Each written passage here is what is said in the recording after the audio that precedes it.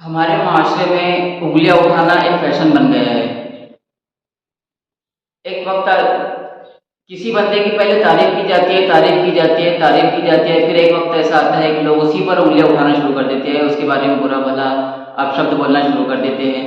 यही मामला हमारे शिहाब भाई के साथ भी हुआ कि शिहाब भाई जब केरला से अपने घर से मक्का पैदल सफर के लिए निकले थे, तो वाघा बॉर्डर पहुंचने तक यानी खासा में आफिया स्कूल पर पहुंचने तक लोग उनके लिए बहुत ज़्यादा खुश थे, उनकी हौसला अफजाई कर रहे थे, उनके लिए दुआएं कर रहे थे, उनसे मिलने के लिए पहुंच रहे थे।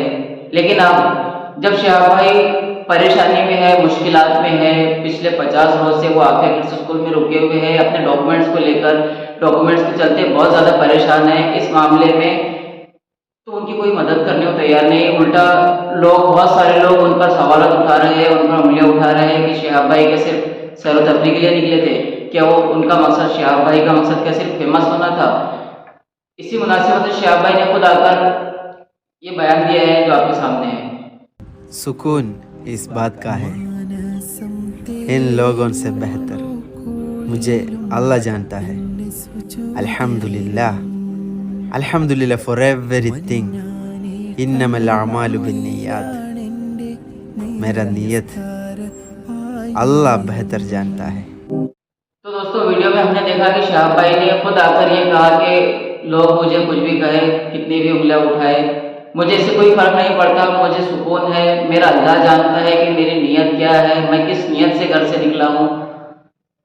ये तो इस चीज़ का खुलासा है जो मैं बयान कर रहा हूँ कि शिहाब भाई ने खुद आकर ये कहा कि जब लोगों ने उन पर उंगलियां उठाना शुरू कर दिए, जब शिहाब भाई परेशानी के आलम में दिन गुजार रहे आफिया स्कूल में, हालांकि शिहाब भाई जो अपने घर से निकले थे वो इस मुनासिबत से निकले थे, पहले निकले थे कि बीच में रास्ते में मुश्किलात आएगी, परेशानियां होंगी, इसी मुनासिबत से शिहाब भाई पहले ही घर से अपने निकले थे सफर हज के लिए।